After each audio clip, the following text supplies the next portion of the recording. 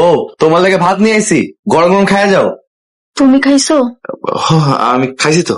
একদম মিশা কথা কইবা না, তাইলে কিন্তু কবিরা গুনাহ হইব। বউরে উপাস রেখা আমি কেমনে খাই? আমি জানতাম তুমি খাও নাই, এক লগে খাই। টাকা যাই লাগুক, মালামাল গুলো আমার 1 নম্বর চাই। আমার কাছে দামে কম পাবেন, কিন্তু জিনিস খুব ভালো পাবেন। তাহলে তো ভালোই হইলো, আমার যত মালামাল লাগে এখান থেকে আমি নিব। সারাদিন ঘুরলাম, কেউ কাজ দেয় নাই। ভাই আমি কই কি, তোর দোকানে আমাকে রাইখা দে না। আপনি না বললেন আপনার খানদানি ব্যবসায়ী? ভাই মানে এই মিয়া, আপনি কারে ভাই ডাকতেছেন? আপনি নিজের দিকে একবার তাকাইছেন? আপনার কোন দিক থেকে আমার ভাই মনে হয়? তুই এসব কি কইতেছস? কই থেকে আসে সব পাগল ছাগল দোকানে? এই কাউসাও, এই পাগল ছাগল কই থেকে দোকানে আসে? আর গার্ডদের বার কর। এতদিন কই ছিলেন? আপনারা কত খুঁজছি জানেন? কে আপনি?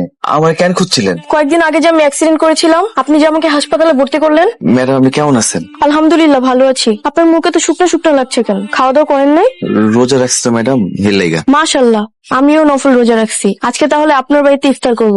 আপনি আমাকে বাড়িতে ইফতার করবেন? কেন করাবেন না? রোজাদারদের ইফতার করালে কিন্তু সওয়াব হয়। অবশ্যই করবো ম্যাডাম। তাহলে চলেন, আপনি সবকিছু ব্যবস্থা করুন, আমি আপনাকে লোকেশন শেয়ার করে দিচ্ছি। মেহমান নিয়ে আইছি। মেহমান তো নিয়ে হলো, ঘরে তো কিছু নাই, কি দিয়ে ইফতার করামো? আমি তো সেটা বুঝতেছি না বউ, উনি আইতে চাইলো তাই ওনার নিয়ে এলাম। তারে কি শুধু পানি দেওয়া যায়? দোকানদার তো আমি বাকিও দিব না। আল্লাহ তুমি এটা ব্যবস্থা করে দাও। আচ্ছা উনি বাইরে খাড়ায় আছে, চলো তো। ম্যাডাম ইফতারি নিয়ে আসছি।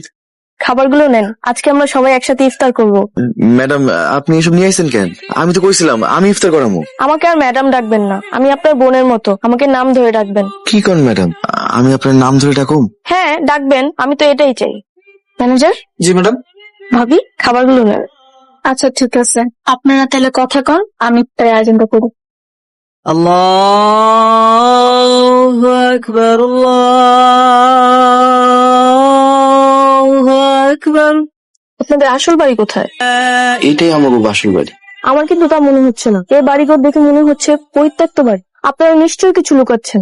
আপনি যেহেতু আমার ভাই ডাকছেন, আমি আপনার কাছে লুকাবো না। হ্যাঁ, একসময় আমাকে অনেক বড় বাড়ি আছিল, কিন্তু কপালের দোষে এই ভাঙা ঘরে থাকতে হইতেছে। আর থাকতে হবে না, আপনাদেরকে আমার সাথে নিয়ে যাব। কি কন, আমার ঘরে আপনার লগে নিবেন কেন? আল্লাহ রহমতে আমাদের শহরে বিশাল বড় ইন্ডাস্ট্রিজ আছে, বাবাকে বলে আপনার চাকরির ব্যবস্থা করে দিব। কিন্তু আপনি আমার লাগে এত কিছু করবেন কেন? এত কিছু কই, আপনি আমার জীবন বাঁচালেন, আপনার জন্য এতটুকু তো করতেই পারি। যাবেন তো আমার সাথে? ঠিক আছে। আমার কেমন লাগতেছে? ওই তো বিশ্বাস করবা না, তোমার একদম সাহেবের মতো লাগতেছে। তোমারও সাহেবের বউ লাগতেছে। আল্লাহ কখন কারে কই নিয়ে যায় কেউ বুঝতে পারে না। সেই কালকে আমরা একবেলা খাওয়া খাইতে পারতেন না, সেই আমি নতুন জামা কাপড় টাইপ করে অফিসে যাইতেছি, আর তোমার পরনের নতুন কাপ।